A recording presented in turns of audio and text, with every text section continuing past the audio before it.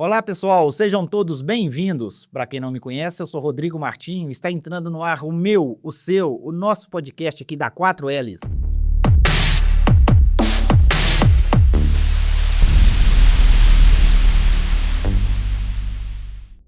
Neste episódio de hoje, tenho a lisonja de receber aqui no estúdio da 4Ls, pastor Pedro e o professor Cambraia. Sejam muito bem-vindos, senhores. Olá, Rodrigo. Obrigado pelo convite. É muito bom poder estar aqui de novo com vocês, no mais esse podcast. Que seja um tempo gostoso aqui de conversa. Eu tenho também esse prazer de estar aqui com o Pedro Paulo, com você. Espero que a gente traga informações interessantes para o seu podcast. Hoje nós vamos falar de quê, senhores? Dia 12 de agosto, a Igreja Presbiteriana de Viçosa está completando 60 anos. E nós temos muitas histórias bem interessantes para poder contar para a população de Viçosa, conhecer um pouquinho dessa história e por que essa história é muito relevante para a cidade. Pessoal, para vocês que estão acompanhando a gente e ainda não se inscreveram no canal, se inscreve aí, deixa o seu like, ative o sininho para receber todas as notificações das nossas novidades aqui. Igreja Presbiteriana de Viçosa. Para quem não conhece essa igreja, como que vocês descreveriam ela? Eu sou mais novo, né? Vou começar então, depois eu deixo com o Cambraia. Mas a igreja é uma igreja amiga, né? Acho que essa é uma marca muito forte da IPV. Nós chamamos ela de IPV, e é uma igreja acolhedora. A minha experiência com a igreja, meu primeiro contato com ela foi como estudante, em 1999. Vim de São Paulo, de uma cidade grande, para Viçosa, não conhecia nada aqui. E um dos primeiros contatos que eu tive com a cidade foi por meio da igreja.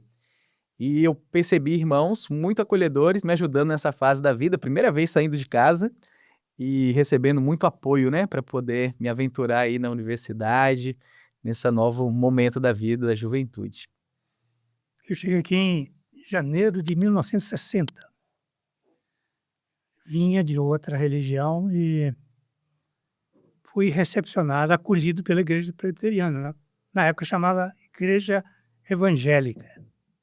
O reverendo Elber era um pastor muito integrador.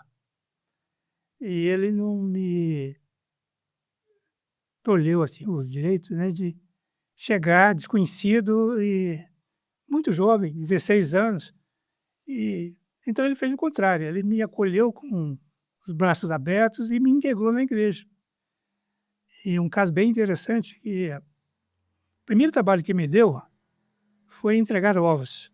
Não sei se você sabe, mas o reverendo Elber, ele dizia o seguinte: se tem alguém aqui na igreja que ainda não tem trabalho, eu vou inventar um trabalho para ele. E nós tínhamos eles tinham um terreno lá na Rua da Conceição, onde criava galinhas lá. E as galinhas produziam os ovos, e os ovos deveriam ser vendidos ou entregues, né? E eu cheguei lá, inexperiente, sem qualquer condição, não conhecia muito bem da igreja, e ele me colocou como entregador de ovos. E um dos fregueses era o famoso lojista Gustavo Hovenstruck. Isso foi em 1960. 1960. Rapidinho eu me integrei na igreja, né? Com as mensagens que ele trazia nas quintas-feiras e nos domingos. O pastor Pedro, só para deixar registrado aqui, já estou quase acabando de ler o livro. Foi legal. Que você me deu e muito obrigado e recomendo, tá? Que joia. Muito bom. Jesus, a pessoa mais importante do mundo, né? Isso, escrito isso. pelo reverendo Elben. Isso. Legal. Acabou que vocês saíram um pouquinho da minha pergunta. Igreja Presbiteriana de Viçosa. Para quem não conhece a igreja, como que vocês descreveriam ela? Acho que uma igreja bem comprometida com a Bíblia, com as Escrituras, com o Evangelho de Jesus Cristo. É uma igreja com pessoas de várias gerações, né? Bem representado na comunidade, crianças, adolescentes, jovens, adultos, velhos. Mas por causa da universidade estar bem situado ali, é uma igreja com muitos jovens. Então, acaba tendo essa alegria, né? Esse entusiasmo, esse dinamismo da juventude, né? O que é muito gostoso de estar perto. E também é uma igreja muito comprometida com a cidade e com as mais diversas formas culturais, né, de manifestação do evangelho, né. Então, acho que são marcas bem legais, assim, da IPV. Eu acho que um dos pontos fundamentais da igreja é a sua doutrina e a sua fidelidade à Bíblia. Quer dizer, as mensagens são sempre muito claras e são sempre centradas na Bíblia. Isso é extremamente importante, além desses fatores que ele falou, de amizade, acolhimento. A igreja acolhe as pessoas de uma maneira efusiva, né? Bem interessante. Então a pessoa se sente como membro, quase membro da comunidade. Então é chegar, ser bem recebida e receber uma boa mensagem bíblica e doutrinária. Excelente. Como a gente estava conversando em off, né, Pedro, você falou para mim um pouquinho da história da igreja, né. Gostaria que você falasse para o pessoal, que você contasse um pouquinho da história da igreja, porque ela foi a primeira igreja evangélica de Viçosa, certo? Correto, Rodrigo. Eu vou só introduzir o assunto, porque eu trouxe aqui uma testemunha ocular de muitos dos eventos que a gente vai contar aqui. Mas algo muito curioso é que até o ano de 1965, nós não tínhamos uma igreja evangélica plantada na cidade. E em 1957, um grupo de estudantes começou a se reunir, evangélicos, eles vieram no mesmo ano, começaram a se reunir na universidade para orações, leitura da Bíblia, estudo, compartilhar, né? E foram agregando mais estudantes, alguns professores estrangeiros protestantes na cidade. E esse ajuntamento de estudantes e pessoas de diferentes denominações, todos protestantes, começaram a sonhar com uma igreja na cidade. A cidade majoritariamente católica, né, assim é hoje, mas naquela época 99% da população de Viçosa era católica. E, havia aqui em Viçosa naquela época, não é o contexto de hoje, mas naquela época, uma tentativa de, inibir ou de proibir a presença de igrejas filhas da Reforma Protestante aqui na cidade. Então, esses evangélicos de diferentes denominações se juntaram para organizar a primeira igreja evangélica da cidade. É muito curioso, né? Imagina, batista, presbiteriano, assembleiano, metodista, Né? luterano, casa de Cada oração, geração.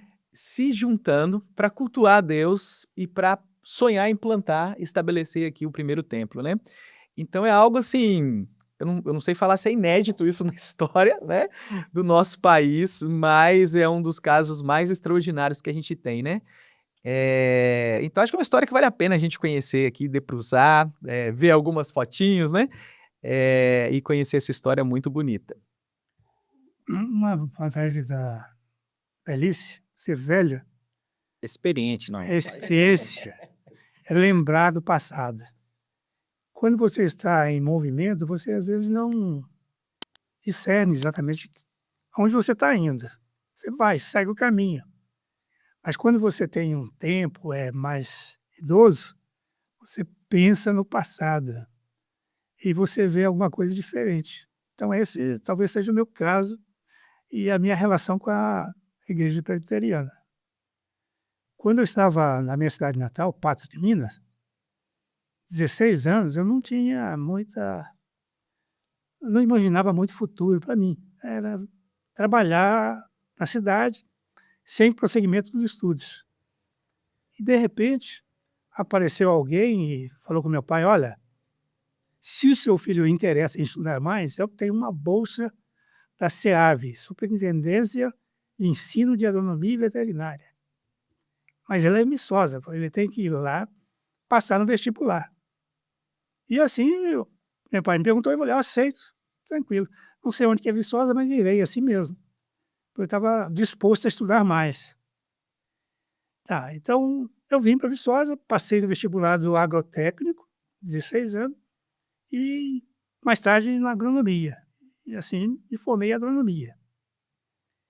Mas quando você olha o presente para o passado, você vê que isso não foi ao acaso, não é casualidade. de onde apareceu esse senhor que ofereceu a bolsa para o meu pai, que era mecânico. Não tinha nada de agricultura no meu sangue, né? Não era filho de agricultor rico, nem pobre, etc. Nem passar pela Nem cabeça. passava pela cabeça. E eu vim parar aqui, tá? E tive o privilégio de conhecer o reverendo Welben e alguns dos estudantes que já estavam aqui, do Américo, Osmar, etc. E finalmente fui convidado para ir à igreja. E nessa igreja fui bem acolhido, bem recepcionado e encaminhado, porque poderia ficar solto lá dentro e se perder, né? Mas não, eu fui encaminhado. Fui direcionado para o trabalho, primeiro os ovos, depois a colocação de discos naquele sistema de som que tocava as músicas para fora, convidando para o culto.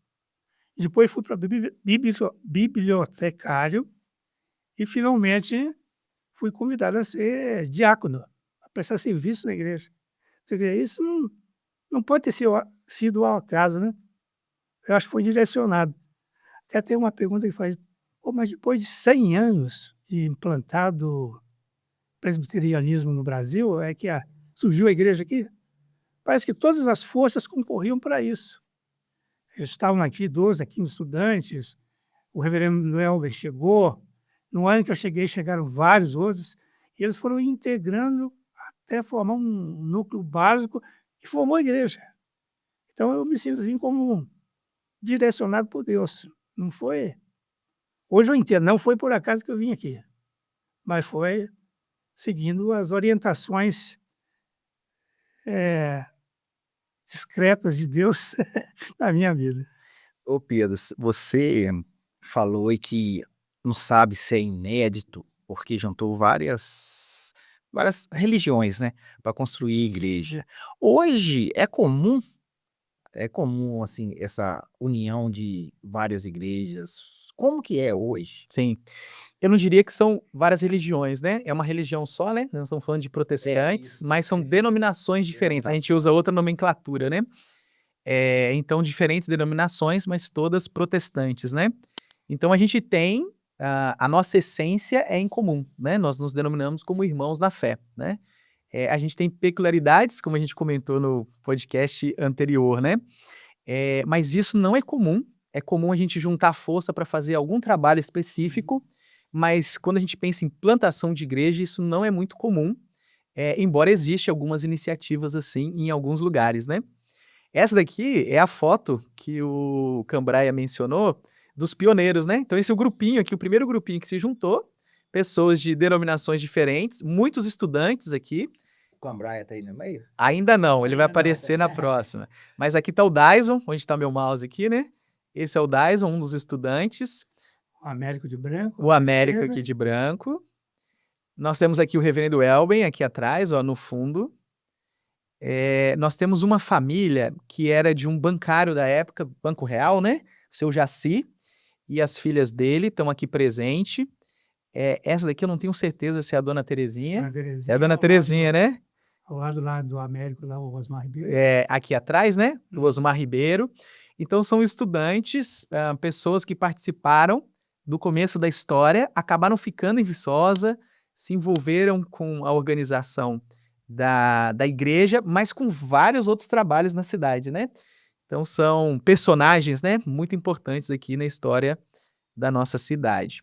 Na próxima foto aqui, eu acho que é uma parte muito legal também dessa história de cooperação, porque a cidade, ela se opunha à organização de uma igreja, né?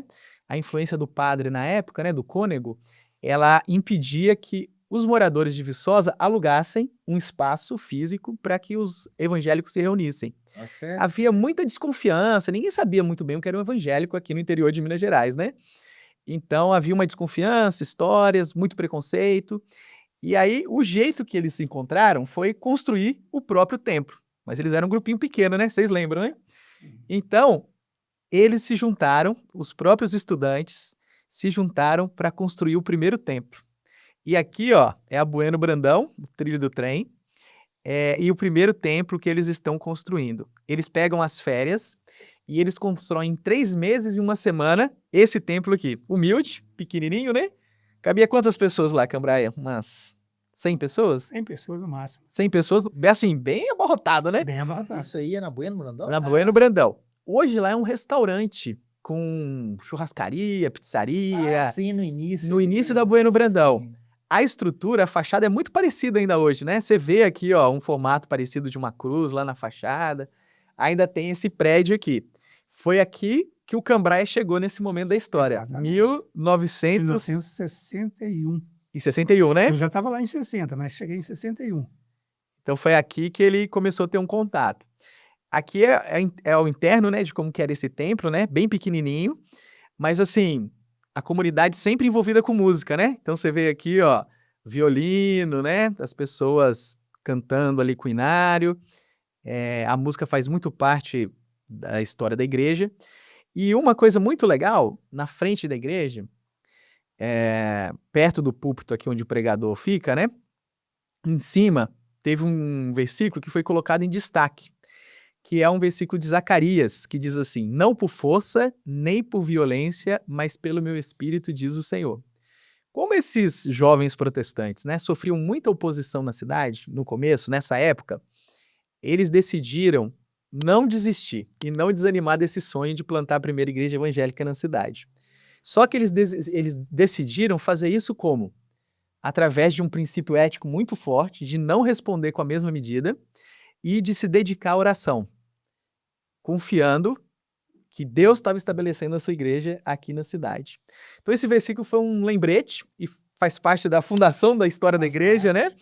De que nós confiamos que é Deus quem nos guia, quem guia o seu povo, a sua história, né? E abre as portas, né? Muda as circunstâncias para que a gente possa servi-lo, né? Aonde nós estivermos. E a gente viu os frutos disso, né? Hoje, o nosso relacionamento com a cidade, inclusive com a Igreja Católica, é um relacionamento muito bom, né? Nós temos muita amizade, em coisas da cidade nós trabalhamos juntos, nos relacionamos, né? Temos um respeito mútuo. A gente estava comentando, né? Meus filhos estudam no carro, né?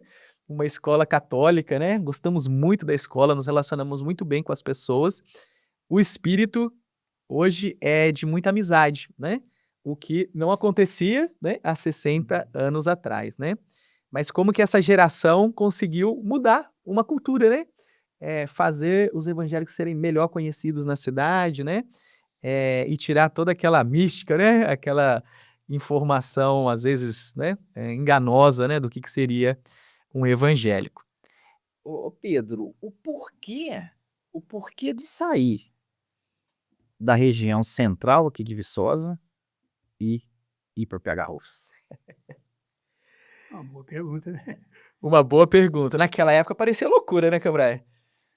Parecia e não, né? Porque na visão do reverendo Elben, a colocação da igreja ali naquele local seria fundamental, porque ele queria evangelizar os estudantes e a cidade, então ficava exatamente no meio, né? Ali era o trânsito da universidade, o trânsito dos estudantes, era lançar a rede e pegar os estudantes que passavam ali. Então a ideia era interligar, né? Aproveitar o espaço, o local adequado, tanto para evangelizar a cidade quanto a universidade. Essa aqui é uma foto da família pastoral que chegou, né? Essa é a primeira família pastoral que reside na cidade de Viçosa. Eles chegaram em 1960, é o reverendo Elben, novinho, né? Que a gente mencionou aqui. A Dejanira, esposa dele, minha vizinha, tá com 96 anos, acabou de completar 96 anos. E na época eles tinham 2 filhinhas quando chegaram aqui. Aqui em cima tá a Júnia, a filha mais velha, e aqui no colo a Lênia, que era a segunda. Ela tinha acabado de nascer, eu acho que ela tinha poucos meses de vida. A Lênia é a esposa do pastor Johnny, que você conhece, que foi pastor, que é pastor da igreja presbiteriana, né? Também já pastor há mais de 30 anos, né? E aí, quando um meio de transporte muito comum na época, né? Aqui a família pastoral numa Vespa, os pais com as filhas, Aqui os primeiros oficiais, né, que foram ordenados, né? Esse aqui é o Cambraia. 3 diáconos, Esse é o Cambraia novinho aqui, ó, estudante. estudante ainda. Os primeiros 3 diáconos. E esse daqui são os primeiros 3 presbíteros que foram ordenados. Eu acho que eles eram recém-formados, Cambraia, nessa época, 65? Já eram. Já eram formados, né? Já eram. São América e o Osmar há mais tempo. E o Osmar, né? Dá mais tempo. E aí, deixa eu pegar a foto então aqui, que o Rodrigo tá mencionando, né? Essa daqui é a antiga Pega-Rolfes. O lado, né, onde está a igreja, não tinha muitas construções ali, né? Era um grande brejo. E aqui que a igreja começou a se posicionar, né, na cidade, enxergando como um lugar muito estratégico, né? Foi uma visão, né, bem antenada, né, de como a cidade estava crescendo É. naquela época, né? Então, de um lado da avenida já haviam muitas construções, do lado outro de lado, cá, nada ainda, nada né? ainda. Parece que a universidade ainda não tinha as represas feitas, e essa era uma região que alagava muito quando chovia, né? Depois com as represas. recordo. Você recorda dessa época? Eu só vi fotos, né? Eu não conheço essa época. E nessa construção, Rodrigo, que foi feito aqui, a ideia era ter um espaço maior para poder, não só as atividades do culto, e pensando num crescimento da igreja, mas também por causa dos trabalhos, da necessidade que tinha, né? As igrejas evangélicas, elas têm o hábito de não só ter o culto de louvor e adoração a Deus, mas também a gente tem alguns hábitos muito específicos, né, nossos, que é de estudo bíblico. Então nós valorizamos muito o estudo das escrituras. Então nós temos classes de escola dominical, de escola bíblica e várias atividades durante a semana, com sociedades internas, né? A gente trabalha várias idades, vários grupos diferentes. E serviços sociais, né? Nós queremos servir a cidade, dar presente na cidade e contribuir. Então a gente precisava de um espaço significativo.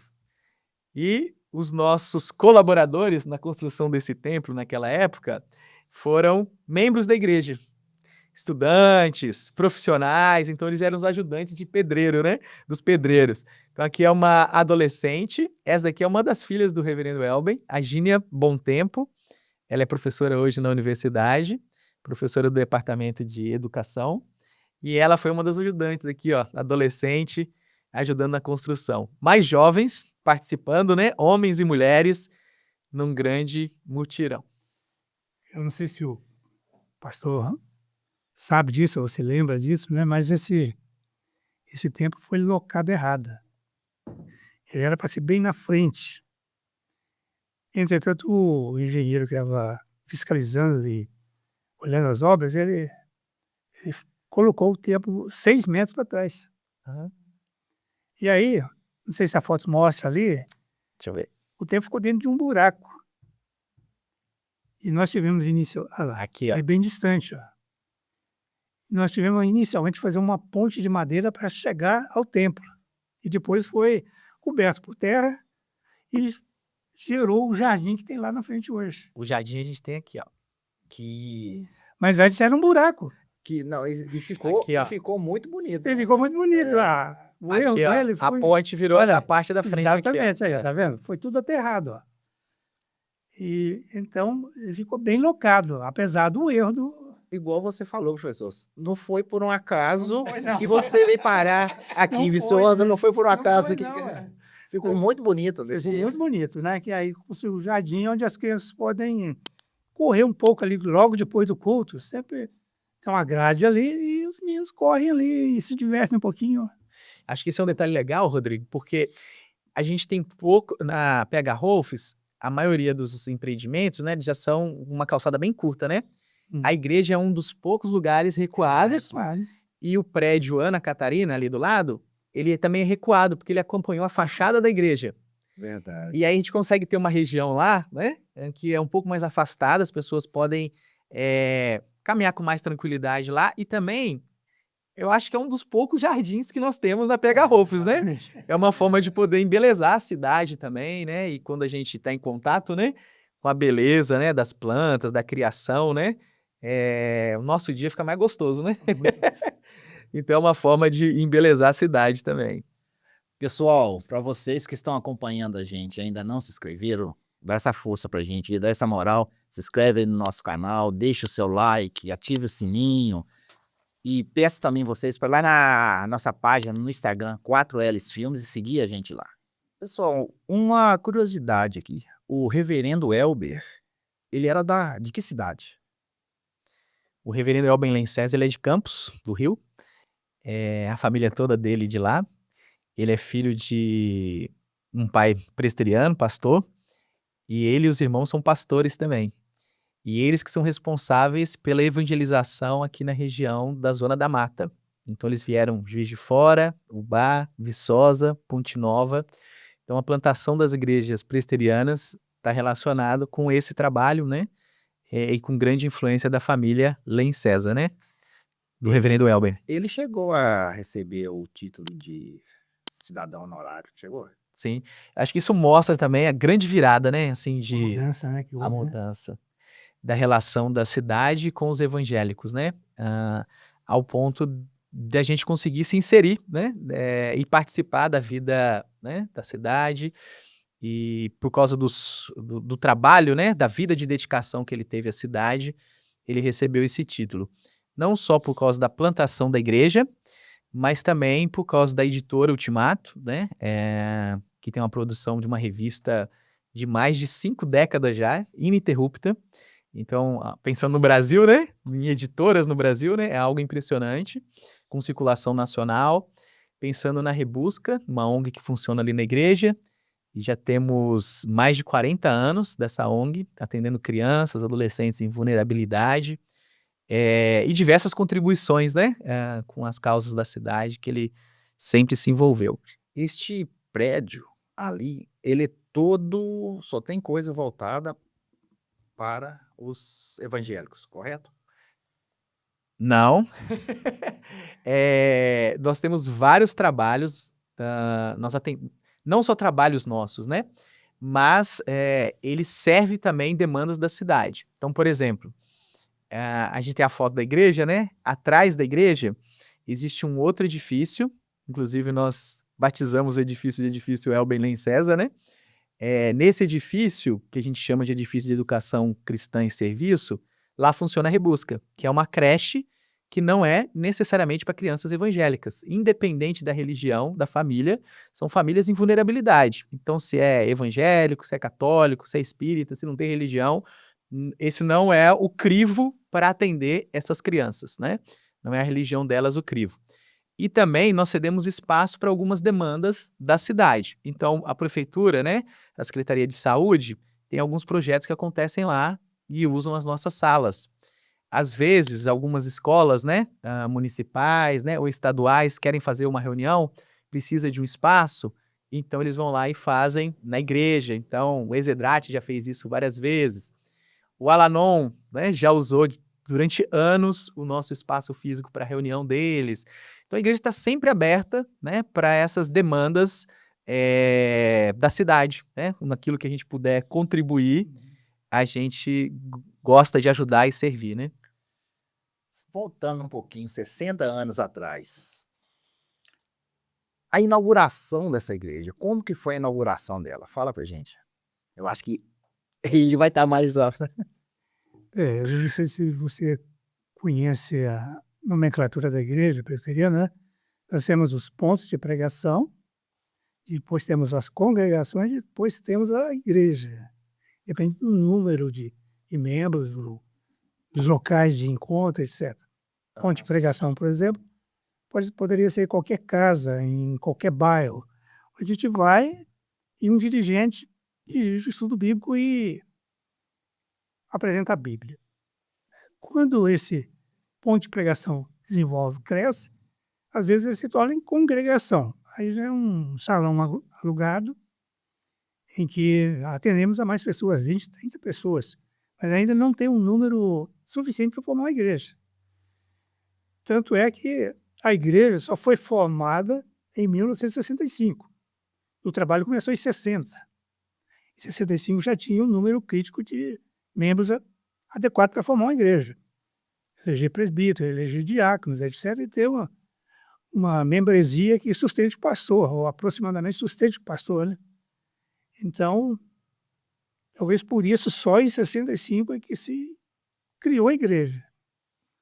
E antes disso nós tivemos a Congregação Evangélica de Viçosa, que a gente chamava de Igreja Evangélica de Viçosa, mas era uma congregação, porque não era uma igreja formada. A igreja formada teria que ter o pastor, os diáconos e os presbíteros, né? Além do número mínimo de membros para apoiar aquele trabalho.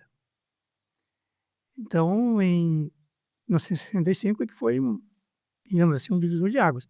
Formou-se a igreja, a primeira igreja. Antes só tinha pontos de pregação ou, no máximo, uma congregação, que funcionou até 65. Ah, sim. Nessa época, quem foi que fez o primeiro culto? Reverendo Helder. Reverendo Helder. Desde o início.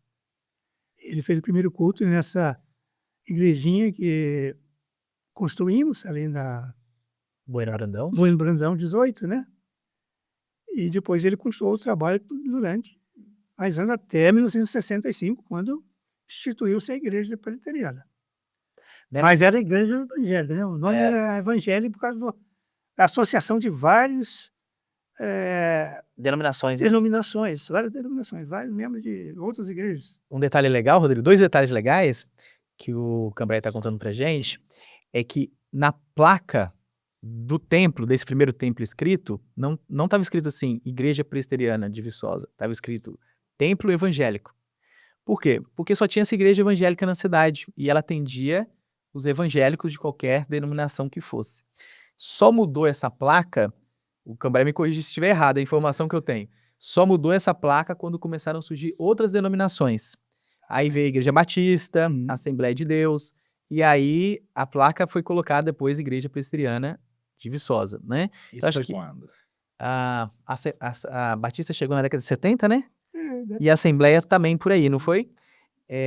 Se eu não estiver enganado, a Assembleia de Deus no Bom Jesus, ela era um ponto de pregação da Igreja Presbiteriana que foi cedida ao pastor Rubem, que é o pai do Oséias, que hoje está à frente da igreja, né, da Assembleia de Deus. Então, sempre teve essa parceria entre os evangélicos, né? Com a igreja Assembleia de Deus também, que foi fundada ali na Rua dos Passos, também teve um trabalho desse de parceria e de acolhimento, né? Com a Batista também, então sempre houve esse apoio, essa ajuda mútua, né, nesses pioneiros, né? Entre as igrejas pioneiras aí da cidade. Muita colaboração entre nós, né? A segunda informação que eu acho legal, por que a igreja foi organizada dia 12 de agosto de 1965? O reverendo Elben César, ele foi muito influenciado pela história do fundador do presbiterianismo no Brasil. O nome dele é Ashbel Green Simonton. Ele foi um missionário americano e ele é um dos primeiros pastores protestantes a vir para o Brasil para a evangelização do Brasil. Ele chegou aqui, se não me falha a memória, em 1859. E ele trabalhou no solo brasileiro por 8 anos. E em 8 anos o trabalho dele foi muito profícuo. Muitas pessoas se converteram, uma igreja foi organizada e um trabalho para a formação de pastores. O reverendo Elben ficou encantado com essa história e ele decidiu organizar a igreja nessa data, né? que é a mesma data que nós comemoramos o aniversário da Igreja Presbiteriana do Brasil. Então, no dia 12 de agosto, nós comemoramos esses 2 aniversários. A fé e a ciência, são vistos como são opostos, né? Como que é hoje a relação da igreja presbiteriana com a UFV? Como que é a relação dela hoje? O Cambraia é um cientista, aposentado, né? Mas um cientista e crente, né? Então, eu acho que ele pode falar muito bem disso. Não, a relação foi muito boa. A universidade nunca impôs qualquer medida contra a religião e vice-versa. Então, era harmoniosa. Inclusive, eu fiz parte de uma associação chamada Criacionista, que funcionou algum tempo aqui em Viçosa, na universidade, e eu dei umas palestras lá no auditório da economia rural sobre isso, e nunca houve oposição nenhuma, né? A ciência tenta seguir o seu caminho, a igreja tenta seguir o seu caminho, mas às vezes os conhecimentos são convergentes, mas até o momento nunca houve nenhum conflito entre o que nós pregamos na igreja e a ciência que é desenvolvida, inclusive na UFB. Então, é muito interessante, né? E o fato é que, não sei se você tem acompanhado, mas pela internet tem visto que esse novo telescópio James Webb está descobrindo muita coisa e está destroçando muito conhecimento científico acerca do universo, né? Inclusive ele questiona lá, não sei se você viu recentemente, semana talvez, a questão do Big Bang, segundo o qual cientistas afirmam que o universo foi criado com uma grande explosão. A matéria se concentrou e em um momento ela explodiu e deu origem ao universo. E o James Webb está colocando dúvidas sobre isso aí. Não é bem assim. Quer dizer, a física está polvorosa, porque ainda não sabe explicar, né, as informações que estão chegando por esse James Webb. E esse é um lado, né? E o outro lado, por exemplo, eu trabalhei muito na biologia, analisei muito aspectos do criacionismo, relacionei com a teoria de Darwin e a divergência, né? A teoria de Darwin, né, às vezes, ela diz que houve geração espontânea, etc., que o mundo desenvolveu a partir de moléculas inanimadas que se transformaram em matéria viva e deu origem a seres vivos. E isso é, como diz a palavra lá, teoria da evolução, né? Então, na realidade, há muito debate sobre isso, mas a religião não está nem preocupada com isso. Aliás, tem uma frase do Einstein, não sei se você conhece também, que os cientistas estão lutando para subir numa montanha. E quando alguns chegam perto lá e veem que lá sentado no topo da montanha está Deus. Ou seja, a realidade são os pensamentos dos homens. Um pensa numa direção, outro pensa em outra e gera o conflito. Na realidade, não vai haver conflito. A ciência vai explicar tudo aquilo que Deus criou, as leis que regem tudo aquilo, e vai chegar à conclusão que existe Deus. Essa é a nossa opinião. Para quem não sabe, para quem está em casa assistindo a gente, quais são as principais crenças da Igreja Presbiteriana? Bem assim isso. As principais crenças, né? Nós cremos em Jesus Cristo, né? Como único Senhor e Salvador, o Filho de Deus, né? Enviado ao mundo para expiar os nossos pecados e nos aproximar de volta a Deus, né? Nós cremos que essa obra de Cristo na cruz, né? Salvífica, ela é uma graça de Deus a nós, ninguém merece essa salvação, então ninguém tem acesso a ela por mérito, né? Mas é um presente de Deus. Nós acessamos isso por meio da fé, nós temos acesso a essa dádiva de Deus e nós podemos desfrutar pleno perdão dos nossos pecados e comunhão com Deus, né? Nós sabemos disso por meio das Escrituras, onde nós temos essa informação, onde Deus se revela para nós. Então nós acreditamos que a Bíblia é a palavra de Deus, inerrante, né? Infalível, inspirada, né? Para que a gente possa conhecer a Deus, né? O único Deus vivo e verdadeiro. E que Deus nos assiste, né? Por meio do seu Santo Espírito, para que a gente possa viver a vida cristã, né? Com toda a vitalidade e a beleza, né? Que ela proporciona para nós.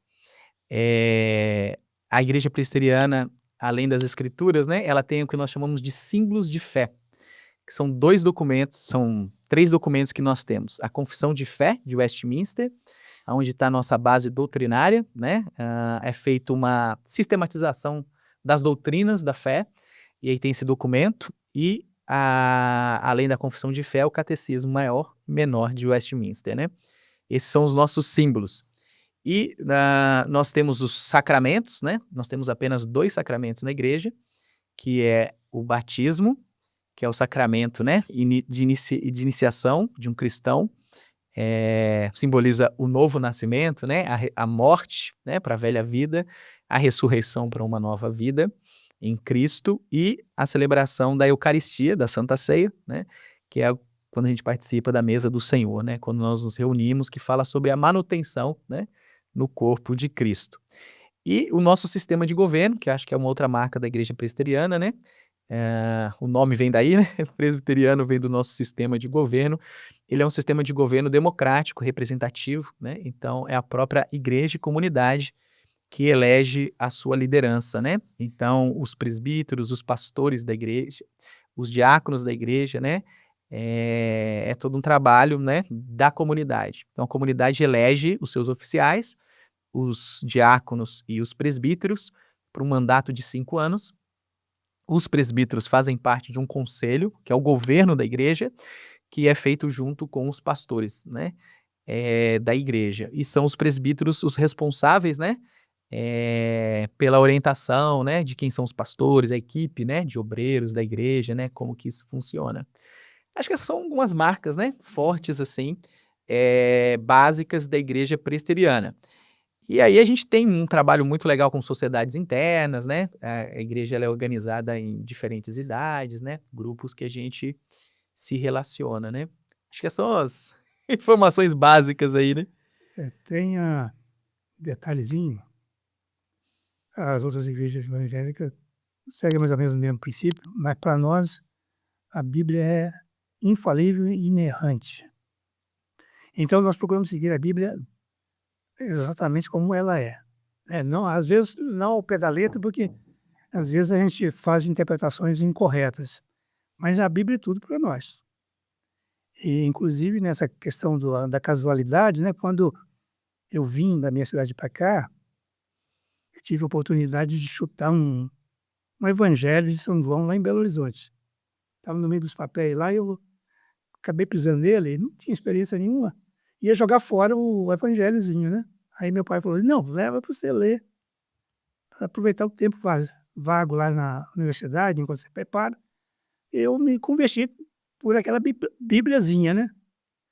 E por casualidade, entre aspas, me tornei o Gideão. O que é o Gideão? Gideão é um trabalho paralelo da igreja que faz distribuição de Bíblia nas escolas, nos hotéis, nos hospitais.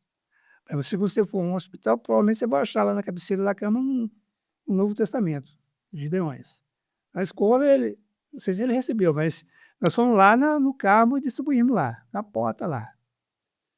Isso é a igreja presbiteriana que isso faz parte da igreja? Não, são Não, né? membros da igreja presbiteriana Ah, sim. que se coloca à disposição de um ministério paralelo, né? Ele é paralelo, mas é quase que da igreja. Porque 90% dos membros são da igreja presbiteriana, mas é os batistas, tem os metodistas, a união de todos os evangélicos que quiserem, né? Tem essa possibilidade. Então, a gente distribui o evangelho, não, é o Novo Testamento com Salmos e Provérbios. Sim. Uma curiosidade minha aqui, fazer uma comparação com a igreja católica. Na igreja católica, a gente vê muita imagem, santo. É santo de vários santos. A religião evangélica, não, como é que eu falo? Ela não segue esse caminho, né? Por quê? Nós entendemos que nós temos livre acesso a Deus por meio de Jesus Cristo. Acho que essa é uma resposta curta e acho que explica bem, né? Nós não precisamos de nenhuma outra mediação que não seja o nosso Senhor Jesus Cristo. E esse é um princípio muito forte da Reforma Protestante, um deles, né? O sacerdócio universal de todos os crentes. Então nós... Ontem sobre nós somos santos. Santos significa separados, né? Para a obra de Deus. Então, não somos os santos da Igreja Católica, mas somos santos, separados, para realizar o trabalho da igreja, realizar o trabalho de Deus.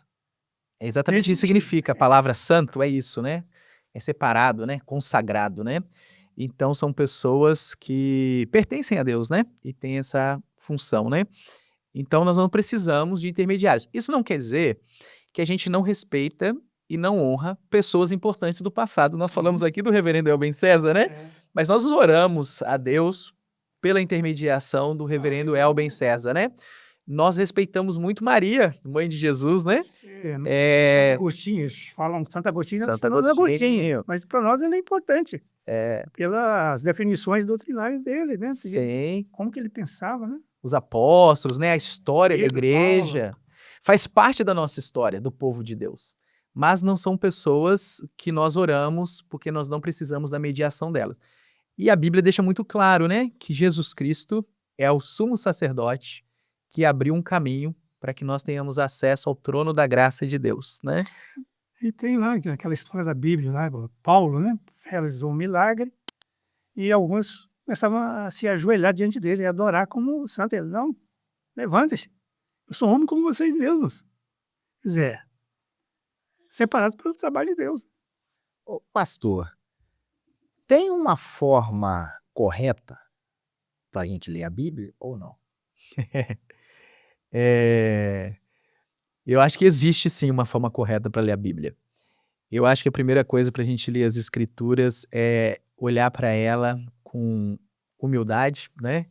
E abrir o nosso coração, né? Eu acho que essa é a forma correta de ler a Bíblia. Mas não existe um lugar onde você precisa começar a leitura da Bíblia. Não precisa de muita instrução para começar a ler a Bíblia, né? O Cambraia contou pra gente que esse processo dele de conversão foi lendo o Evangelho de João, que ele chutou no meio da rua. Então, não existe uma forma correta, né? O que existe são partes da Bíblia que você pode começar a leitura para você entender melhor. Porque o que a Bíblia está fazendo é o quê? É contando uma história.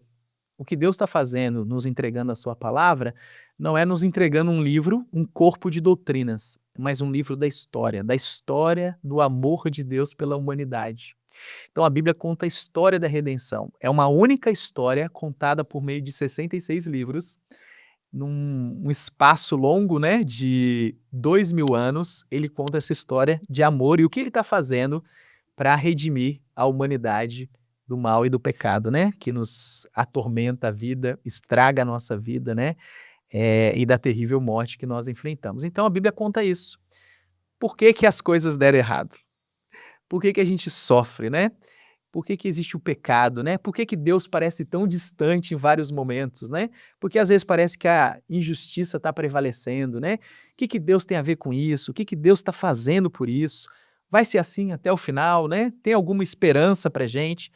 Então a Bíblia conta todo esse enredo e o grande clímax desse enredo é a obra redentora do nosso Senhor Jesus Cristo, né? Então, se alguém não tem o hábito de ler a Bíblia, né, e quiser ler a Bíblia, eu recomendaria começar a leitura da Bíblia pelos Evangelhos, né, pelo Novo Testamento. É uma recomendação, mas a palavra de Deus fala conosco, né, em qualquer parte que nós estivermos lendo, né, toda ela deve ser lida e observada, né. Certa vez o reverendo Elvin me perguntou, mas você começou a ler a Bíblia onde? Coisa no Evangelho de São João. Eu estava em São João, de João. Né? Ele falou, pô, mas você começou pelo livro mais difícil de entender? Então, Deus fala ao nosso coração. Né? E através de mensagens que parecem complicadas, mas às vezes são simples para nós. E eu acho que o ponto decisivo foi ali naquele caso da mulher samaritana. Foi ali que eu parei e ali eu adquiri uma Bíblia. Né? Eu até marquei assim, a mulher samaritana. É um texto difícil, mas ele explicava lá, né? E Jesus falando, né? Eu sou a água viva. Quem tomar essa água nunca mais terá sede. Isso foi decisivo para mim, entendi perfeitamente. Rapaz, eu falei no nosso primeiro podcast, até para o pessoal que está em casa que não assistiu o podcast que eu fiz com o pastor Pedro e o pastor Luan. Foi um podcast muito bacana, os dois contando um pouquinho, falando um pouco da religião evangélica, né? Foi muito bom. E não sei se você se recorda, eu falei que nós tivemos uma verdadeira aula aqui com o pastor Pedro e com o Luan. E hoje está se repetindo de novo. Legal. Pessoal, ó, para vocês que estão aí com a gente, ainda não se inscreveram, se inscreve aí, deixa o seu like, ative o sininho para receber todas as notificações aí do nosso canal. Fazendo isso, o YouTube entenderá que o nosso conteúdo está sendo satisfatório e passará a distribuí-lo para mais usuários. esse nosso podcast de hoje está sendo, para mim, está sendo um aprendizado em família, né? Minha esposa está aqui atrás das câmeras, o Lorenzo. Eu gostaria que você explicasse para a gente, falasse para mim, para ela, para o Lorenzo, como que é um culto hoje da igreja presbiteriana.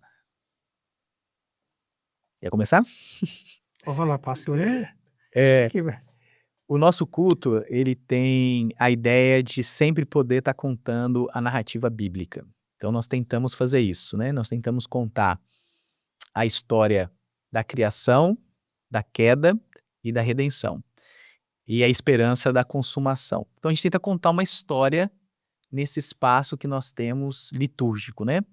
Então o culto tem uma duração de mais ou menos 1h15, 1h30, se o pastor falar muito ou não, né? Depende disso, mas é mais ou menos esse tempo. Então não é um horário muito fixo, né? Tem uma flexibilidade por causa das participações da comunidade. Então, através das músicas, através das orações, através de testemunhos, né? De momentos de intercessão, da ministração da palavra, da ministração dos sacramentos, a gente conta essa grande história. E aí o grande ponto no culto protestante, reformado, é a exposição da palavra. Então essa é uma parte muito importante. Então, existem até pessoas que chegam atrasadas na igreja e alguns que chegam exatamente na hora da pregação. gostam da pregação. Gostam da pregação. Então é uma parte central, né, do culto, é a exposição das escrituras. Então a gente faz uma leitura bíblica e aí a gente trabalha a explicação daquele texto que foi lido, né? Tanto para entender o que significa aquele texto e aplicando ele na nossa vida. Então a gente tenta trazer para o dia a dia, né, o que aquilo significa para nós, como que a gente pode colocar em prática aquele ensino. Os cânticos que nós temos, né, eles são uma mistura muito grande de variedades de estilo, né? Mas todas as músicas elas estão inspiradas no texto bíblico, né? Às vezes é literalmente o texto bíblico, às vezes são respostas ao texto bíblico, né? Com a liberdade que se tem para compor, né? Com arte, com beleza. Mas os ritmos variam, né? O estilo varia bastante. E acho que tem uma participação muito legal da comunidade, né? Varia com o interesse do público, né? Às vezes tem alguns mais jovens e outros mais adultos, que gostam mais dos hinos, né? E outros gostam dos corinhas, ou outros tipos de cântico. Isso. Isso aí é interessante, que tem que combinar as coisas, não é só música jovem, porque aí os velhos, os idosos vão ficar reclamando, né? E desanimados, né? Desanimados, porque não cantam, eles gostam de cantar os hinos antigos. Era isso que eu ia perguntar mesmo. Como que vocês trabalham? A gente mistura. Misturado. É uma mistura. Fica bonito, né, Cambraia? Fica bonito. O culto de domingo foi bom, porque teve 3 hinos. Teve 3 hinos. Caprichamos. Os idosos adoraram. Ô, Cambraia, deixa eu fazer uma pergunta aqui. O culto dele demora quanto tempo? Não, tudo bem. Que ele gosta de falar, né? 30 a 40 minutos, mais ou menos. É um tamanho bom.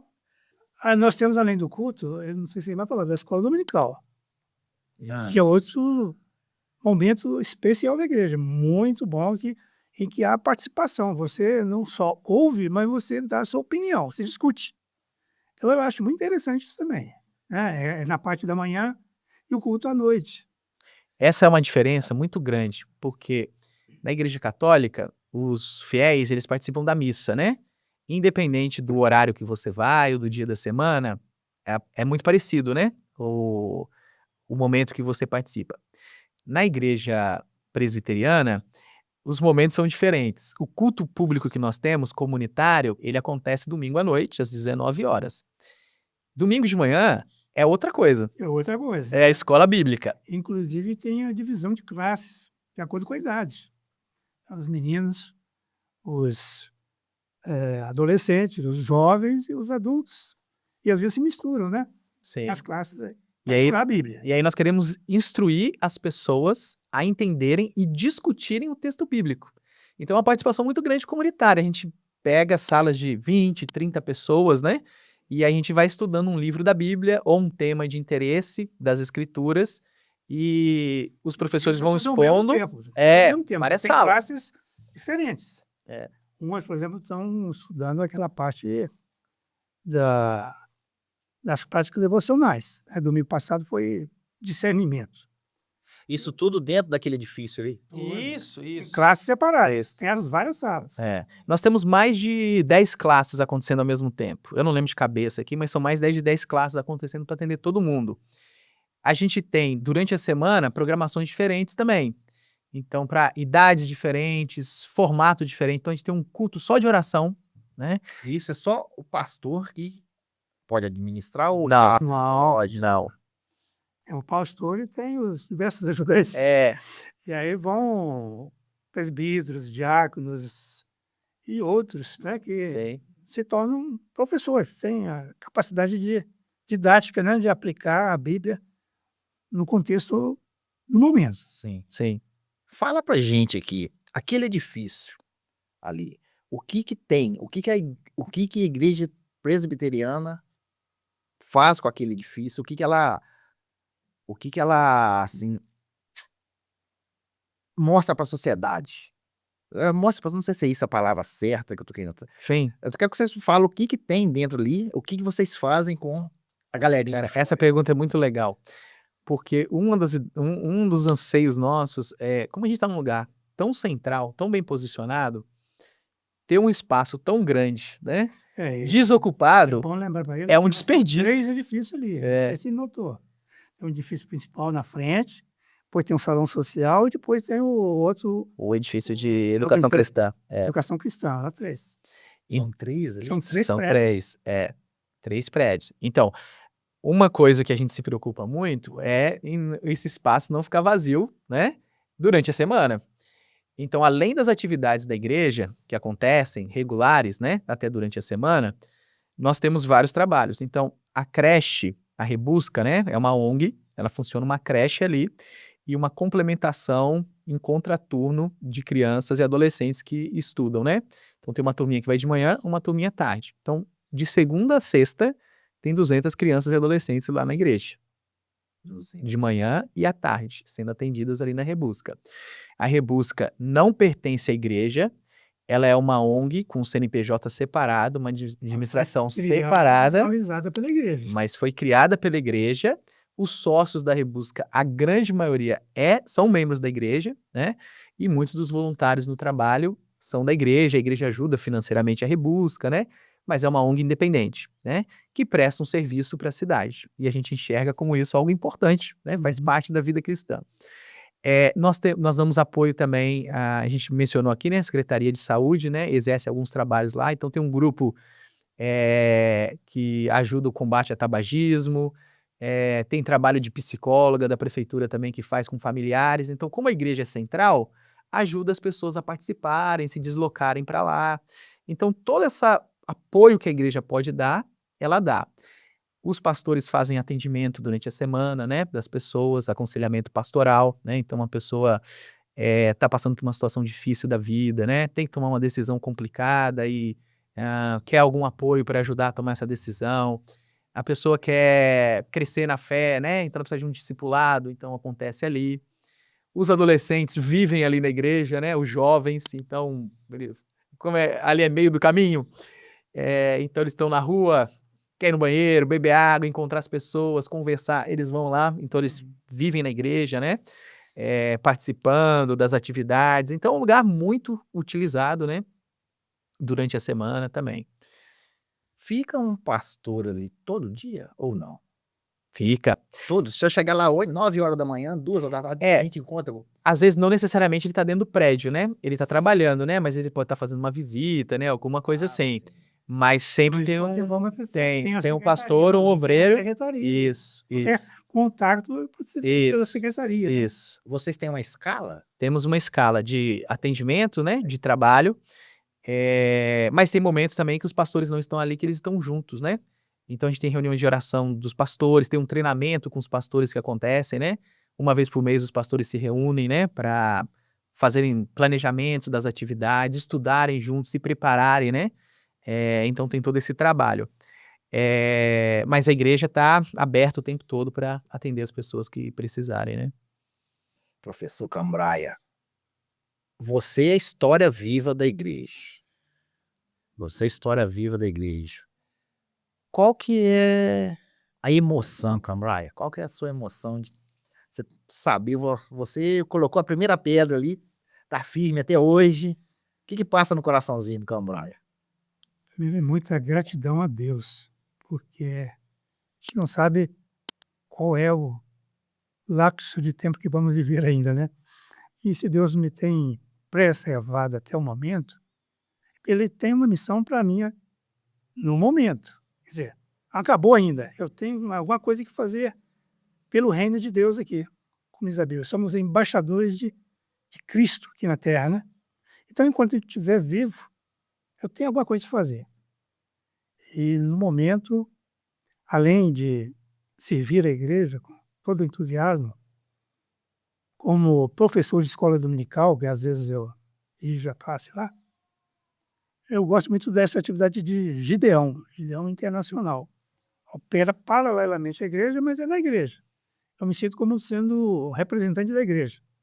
Quando eu vou ao hospital, vou distribuir um evangelho, eu vou como representante da igreja, como representante de Deus. E me sinto na autoridade de falar, olha, isso aqui é a palavra de Deus. Tudo que você precisa para alcançar a vida eterna está aqui. Leia. Aplique na sua vida e você. Então, eu me sinto assim bem alegre de pertencer a esse grupo, né? E nunca pensei em sair fora. E Deus me deu uma oportunidade tão grande e uma convicção tão forte que realmente, como diz, não caí aleatoriamente nesse caminho. Eu fui levado por Deus para esse caminho. E eu persigo com todas as minhas forças, né, até o último dia, se Deus quiser. Que venha mais uns 50 aniversários, né? E venha mais, né? Pedro, você já é mais novo um pouquinho, né? Você veio para Viçosa em 99, né? Isso. E você ingressou na igreja quando? Foi em 99 também? Eu era recém-convertido quando eu cheguei em Viçosa. Eu tinha 3 anos só que eu era evangélico. Eu venho de uma família católica, mas não praticante. Então não fui criado na igreja católica, né? Fui batizado pequeno, mas não cheguei a fazer toda a preparação, né? Não cheguei a crismar, nada disso. Mas eu me converti na adolescência e quando eu vim para cá era recém-convertido. E aqui na igreja que eu fui acompanhado, discipulado, né? E tive várias oportunidades de trabalho, de serviço, né? Isso foi muito legal. Inclusive, a primeira casa de uma família que eu participei de uma refeição aqui em Viçosa foi na casa do Cambraia, eu acho que ele nem sabe disso. Mas eu era calouro, estudante, e a igreja tem o hábito de acolher calouros, estudantes que chegam, e apadrinhar esses calouros, né? Se envolver com eles, trazer para casa. E aí eu e mais um estudante, nós fomos participar de um churrasco na casa do Cambraia. O Cambraia e o Jair, o Jair era outro companheiro, né, Lembra disso, Cambraia? do conselho. E aí eu conheci... De todos esses amigos que eu criei levando lá na minha casa lá. Então isso foi uma experiência muito legal. Eu nunca tinha visto isso assim, né? Uma igreja tão amiga, tão acolhedora. Então isso é muito bonito na comunidade. Eu tenho 45 anos hoje, né? Sou novo ainda. E eu fui formado aqui nessa igreja, né? Como pastor. Então, desde 2010, eu sou obreiro da igreja. Eu trabalho integralmente para a comunidade. Comecei trabalhando com os adolescentes. Trabalhei por 7 anos com adolescentes. Era a ênfase do trabalho, né? Tinha outros trabalhos na igreja, mas o foco principal era adolescentes. Depois eu trabalhei com a juventude da igreja. Aí eu trabalhei por, acho que 3 ou 4 anos com a juventude. E nesse período, o conselho da igreja foi me treinando e me preparando. Aí eu fiz cursos, né, de formação teológica, né, línguas bíblicas, e várias outras complementações necessárias e a parte prática, né, de aprender a poder fazer pregação, dar estudo, né, aprender a fazer aconselhamento, né, e assim por diante. Celebrar o culto, né, casamento, né, e os ofícios necessários. Um processo longo aí de 10 anos e eu virei pastor dia 1º de dezembro de 2019, um pouquinho antes da pandemia. Então é uma história longa aí, né, de formação, de caminhada com a igreja, eu tenho muito carinho com a igreja, né, e acho que só uma curiosidade, eu fui ordenado dia 1º de dezembro de 2019, e em 2020 veio a pandemia, né? Sim. Então, assim, Exatamente. a gente passou pela pandemia 2020. num período muito, muito difícil, né? Muito complicado, e foi o início do meu ministério pastoral, né? Então tem esse link aí muito forte com a igreja. Eu não sou o único pastor, né? Vocês conheceram o pastor Luan, né? Que estava aqui comigo. Ele é o pastor mais novo da nossa comunidade. Ele foi ordenado esse ano, em março. Na equipe, nós temos mais 2 pastores, que eles estão caminhando para o final do ministério deles, né? Como obreiros da igreja, né? Então, um é o pastor Johnny. O pastor Johnny vai completar agora 70 anos e ele está indo para o jubilamento, né? É um título, né, que a igreja dá de emerência a quem serviu por muito tempo, né? Com um testemunho, né? E com um ministério muito frutífero. Ele é pastor há 30 anos da Igreja Presbiteriana de Viçosa, ou seja, dos 60 anos da igreja, ele tem pastoreado a igreja metade desse tempo, né? Aproveitando o gancho, ele é o pastor que mais tempo ficou na igreja? Mais tempo ficou na igreja. Ele é o pastor que mais tempo. Ele veio para estudar também aqui. Estudar também. Eu acho que a IPV escolhe estudantes, né, para formar os Gosta pastores. de estudante. Ele veio para estudar, fazer agronomia, igual o Cambraia. Em 77, se eu não me engano, ele chegou. Em 78, ele foi eleito diácono, ainda estudante. Então ele servia como diácono. Ele formou e a igreja organizou essa ONG, a Rebusca, e ele estava formando em agronomia. E aí ele foi o primeiro diretor dessa ONG, ele foi o primeiro funcionário dessa ONG e diretor. Ele ficou por 5 anos trabalhando com os primeiros anos da Rebusca. Depois, a igreja começou um trabalho formal, já tinha um trabalho, mas agora formal, melhor estruturado com os jovens, com a juventude. E aí ele foi o primeiro obreiro da igreja para trabalhar com a juventude. E quando foi em 93, depois que um pastor terminou o ministério dele aqui, o reverendo Cláudio Marra, ele fez uma sugestão. Ele falou assim: para a gente ter um pastor por um tempo longevo aqui em Viçosa, a IPV precisa formar seus pastores. Não adianta trazer alguém de fora, porque o contexto da igreja é muito diferente. Sempre foi negativo, trazer de fora. É, Eles não davam certo com a comunidade e acabavam voltando. porque a gente recebe pessoas, congregados, de diferentes denominações. Então, quando chega um pastor, né, que ele é formado sem ter essa vivência, ele tem dificuldade de entender um pouco a dinâmica de como que funciona na cidade, o trabalho com juventude. Então, a igreja tinha muita dificuldade de ter, por um tempo longo, pastores que vinham sem conhecer antes o contexto.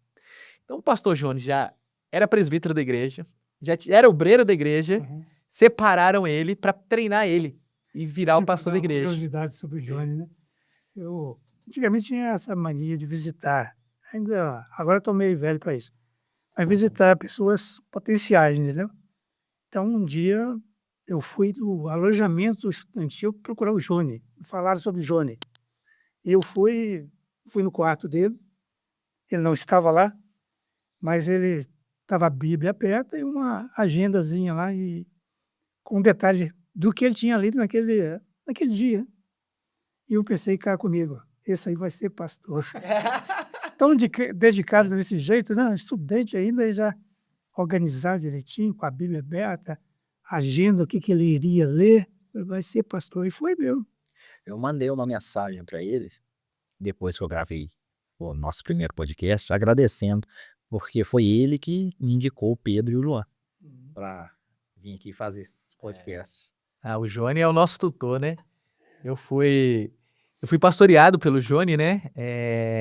Se tornou um grande amigo de ministério, mas ele fez meu casamento, batizou meus 4 filhos, né? Faz parte da minha história, né? E é um amigo muito querido, né? E um tutor, né? Nós temos um outro pastor, que é o pastor Ângelo, que também está chegando já no final do ministério dele como obreiro da igreja. Ele é responsável pelo trabalho com o ministério regional, com as congregações. Então a igreja já plantou 2 igrejas na cidade. A igreja aqui do lado, né? Aqui no Vale do Sol. Era pastoreada hoje pelo Geraldo Márcio, né? Muito conhecido na cidade. Inclusive, um dos posso falar, até o casamento mais bonito que eu já gravei não foi 1, 2, 3, não.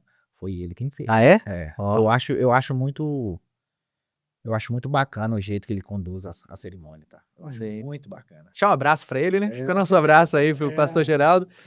Pra ele. Muito querido. E a terceira igreja presbiteriana foi plantada em 2002, que é a comunidade presbiteriana de Viçosa, que fica na Violeira, entre o João Brás, Violeira. É bem no alto lá da Vila. Bem no alto. Você não reparou ainda? Porque quando você passava lá, você via só uma casinha pequenininha ali na frente. Porque a igreja, a parte fica embaixo, atrás do morro. É uma vista muito bonita. Mas agora eles estão erguendo o templo, né? Então aí agora já é um Vai pouco aparecer. visível, vai aparecer. É a terceira igreja.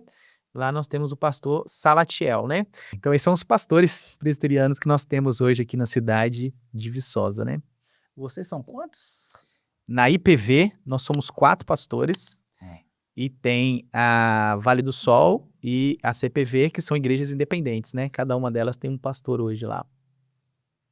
Pessoal, estamos chegando ao final do nosso podcast. Deixar a câmera ali para vocês, para fazer um convite. Fazer um convite para quem está assistindo a gente que nunca foi à sua igreja, que eu gostaria que vocês fizessem um convite, chamar o pessoal para ir lá para sua igreja, para conhecer, falar um pouquinho. Tá aberto aqui para vocês. Eu acho que o convite não tinha como ser diferente do que domingo, agora, dia 17 de agosto, nós temos um culto comemorativo dos 60 anos da igreja. Vai ser um domingo muito especial. Mas vocês são nossos convidados para quando quiserem aparecer lá, estarem com a gente, né? É uma oportunidade riquíssima de poder ouvir o evangelho, poder louvar, adorar a Deus, né? E participar de uma comunidade saudável, né? Cristã. E poder crescer no conhecimento de Deus, né, e ver a sua vida, né, ser transformada, né, pelo poder do Evangelho. A nossa igreja está de portas abertas a todos que querem encontrar Jesus. Esse é o personagem mais importante de toda a Bíblia, de toda a história. E ele está de braços abertos. E através dos nossos pregadores, quem sabe a mensagem da Bíblia vai ficar clara para essas pessoas que têm alguma ansiedade, algum medo da morte. Ali na igreja ele vai encontrar a resposta para tudo isso. Porque está tudo na Bíblia. E os pastores estão bem treinados, são bem espirituais para levar essa mensagem a cada um que interessar. As portas estão abertas. Você é convidado e será bem recebido. E vá com o coração aberto também para poder receber a mensagem de Jesus, de Deus. Professor, eu ia passar despercebido aqui, 60 anos dentro da igreja ali. Você já deve ter visto muita coisa, já presenciou muita história bacana. Eu gostaria que você relatasse uma história que mais te marcou ali dentro da igreja, de uma recuperação de alguém, alguma coisa que mais te marcou. Fala pra gente. Olha, tem várias, mas a mais interessante que eu acho foi de uma pessoa que se tornou meu amigo, que é o Zé Maria. Zé Maria era um indivíduo que visitava a igreja, ele ouvia os cultos, etc., mas ele tinha um problema, bebida. E sempre se afastava no momento exato da entrega da sua vida para Cristo. E uma vez ele estava conversando com ele, na casa dele, no aniversário dele, e ele me disse dessas dúvidas dele, as dificuldades dele. E que ele estava lendo alguns livros, etc., e alguns livros de filósofos que mostravam alguma coisa. E eu tive a oportunidade de apresentar Jesus para ele de uma maneira que nem eu sei exatamente como foi, mas que tocou o coração dele. E ele falou assim, no momento exato, eu acho que essa aí era a palavra que me faltava. E a partir daí ele se converteu e teve uma vida cristã normal, né? Hoje ele está com problemas físicos, mas a mente dele é bem clara. Ele aceitou Jesus como seu Salvador de verdade, para sempre. Que legal, né? Pessoal, vocês querem falar mais alguma coisa? Eu acho que nós conseguimos passar um pouquinho, né, do que foi, do que é e o que será, sempre estará ali presente a Igreja Presbiteriana de Viçosa, né? Ô, Rodrigo, eu agradeço muito a oportunidade, né, da gente poder contar um pouquinho a história da Igreja Presbiteriana, a partir da nossa visão, né? É a nossa visão. E bem resumido, né? Mas eu acho que foi muito especial pra gente poder relembrar isso, né? E compartilhar com vocês. Eu acho que a oportunidade foi muito boa. Deus nos deu essa oportunidade de falar de Jesus e apresentar Jesus. A Igreja Presbiteriana nada mais é do que um canal que leva a Deus, leva a Jesus. E estamos lá de portas abertas. Falei pro pastor Pedro também, a 4Ls tá de portas abertas aqui. Quando é conteúdo bom, faço questão de passar adiante. Ah, que honra. Obrigado. Obrigado. Pessoal, para vocês que tiveram a paciência e ficaram com a gente até agora e não se inscreveram, pelo amor de Deus, né? Se inscreva aí, deixa seu like, ative o sininho para receber todas as nossas notificações daqui do canal. Até o próximo episódio.